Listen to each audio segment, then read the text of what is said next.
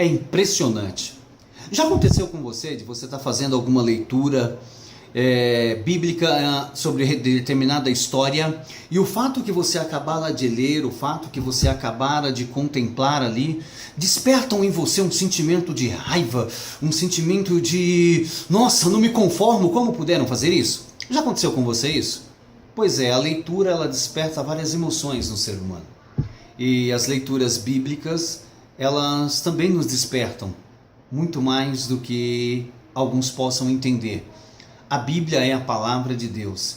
E eu estava lendo de um estudo que eu estou fazendo de Gênesis e eu me deparei com uma história que alguns conhecem. Sabemos que numa família de 12 irmãos, a família de Jacó, dos seus 12 filhos, aonde José era o predileto, aonde José era o sonhador, aonde José era aquele que ganhou uma túnica colorida, que se destacava, aonde sabemos que a história vai detalhar bem do sentimento de inveja que os seus irmãos tinham dele, um sentimento que acabou gerando ódio no coração dos seus irmãos. Sabemos que em determinado ponto da história, os irmãos de José, filhos de Jacó, foram apacentar os rebanhos de seu pai, próximos às terras de Siquém.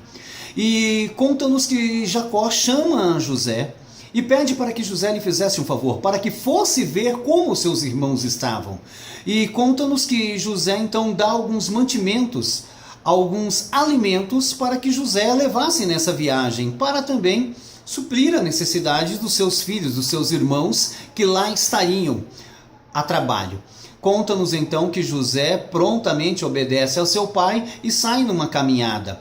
Alguns vão dizer que foi de 3 a 4 dias até que José chegasse aonde os seus irmãos estavam, e relata-nos o texto que os irmãos de José, ao verem ele de longe, já se enfureceram, já ficaram encolarizados a ponto de maquinarem matá-lo. Os irmãos de José agora queriam matá-lo, tirar a vida do seu irmão, tudo devido ao ódio, devido à inveja, sentimentos que não são bons. Cuidado com esses sentimentos, muito cuidado com isso. Começa com uma inveja e vai criando uma raiz de amargura, se torna um ódio. Cuidado, muita atenção com isso. Mas deixa eu continuar aqui. Então diz que agora eles resolvem matar a José, de tamanha raiva, de tamanha inveja. Mas diz que Rúben, o mais velho, ele então intercede a favor de José diante de seus irmãos e convence eles a não praticar o tal ato, a não matar José. Mas dá uma opção, olha, vamos lançá-lo numa cova, vamos lançá-lo ali na cisterna e a gente vê o que dá para fazer. A intenção de Rúben era boa. A intenção dele, no início, ele não concordou com a atrocidade que seus irmãos queriam fazer. Ele sabia que era errado, ele sabia que era pecado, ele sabia que era um grande erro. Mas Rúben, por ser o mais velho, ele não se impôs à autoridade de irmão primogênito que ele tinha. Rúben, ele poderia ter feito mais do que apenas livrar José temporariamente da morte. Sabe aquela história que você sabe o que é certo, mas você acaba se calando a fim de não causar alguns transtornos, algumas coisas? Faça sempre o que é certo, porque o que é certo vai te evitar de grandes confusões. Rúben, ele sabia que era errado, ele sabia o que era certo, mas ele agiu, ele não teve a coragem de tomar uma decisão que livrasse seu irmão. Pois bem, não vamos nos ater a isso. Então diz que quando José chega aos seus irmãos, eles lançam a mão sobre José, eles pegam José, arrancam a túnica colorida que seu pai havia dado, uma túnica que destacava, uma túnica que tinha uma simbologia, uma túnica que identificava José como sendo aquele que viria a ser o herdeiro, aquele que viria a herdar todas as coisas, até mesmo contrariando a cultura da época. Não vou me ater a isso também. Mas então agora eles lançam a mão de José, eles arrancam aquela túnica e diz que eles lançam José dentro da cisterna. A cisterna era um poço, geralmente utilizado para épocas das chuvas para armazenar as águas. E o texto vai ser bem claro em dizer que não tinha água dentro da cisterna, quer dizer, era um buraco seco.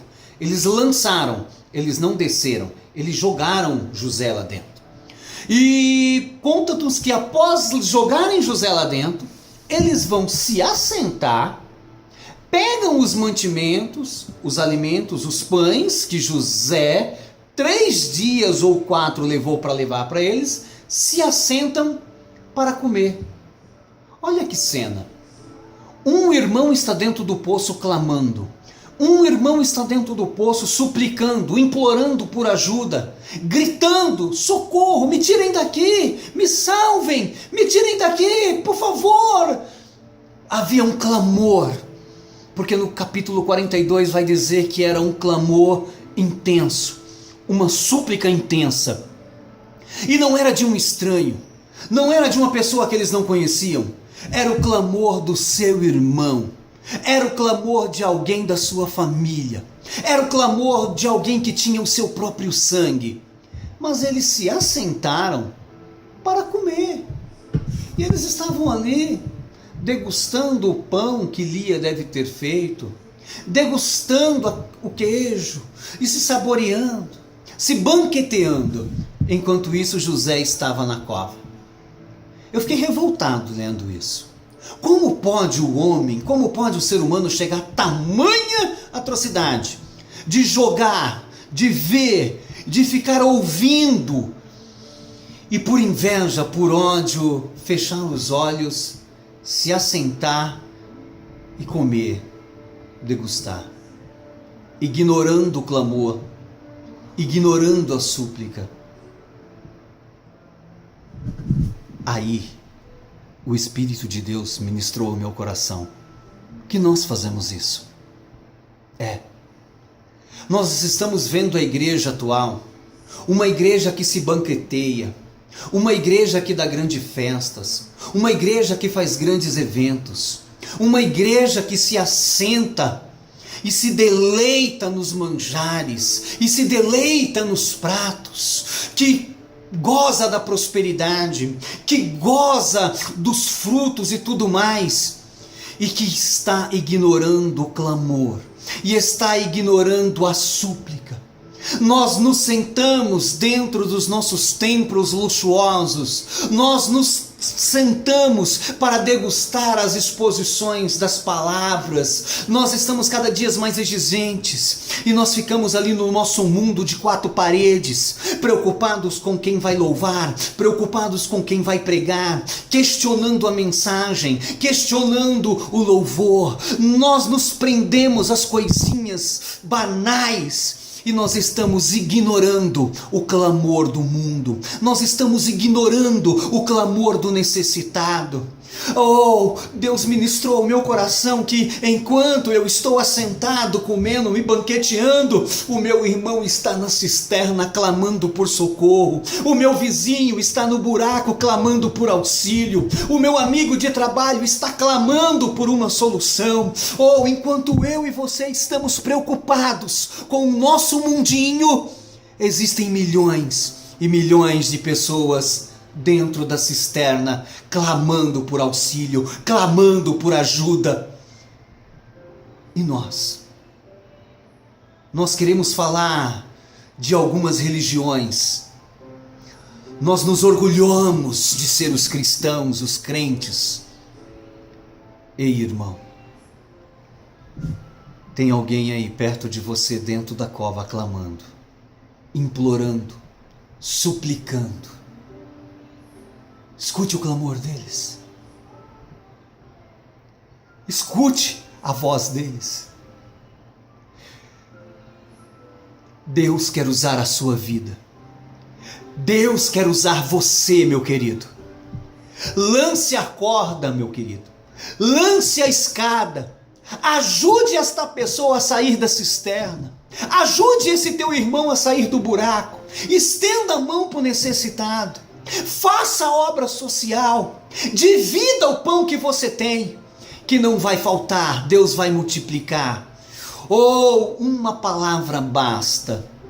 Estenda a mão, faça o bem, porque você pode. Deus te abençoe, no nome de Jesus, e a gente segue caminhando. Glória a Deus.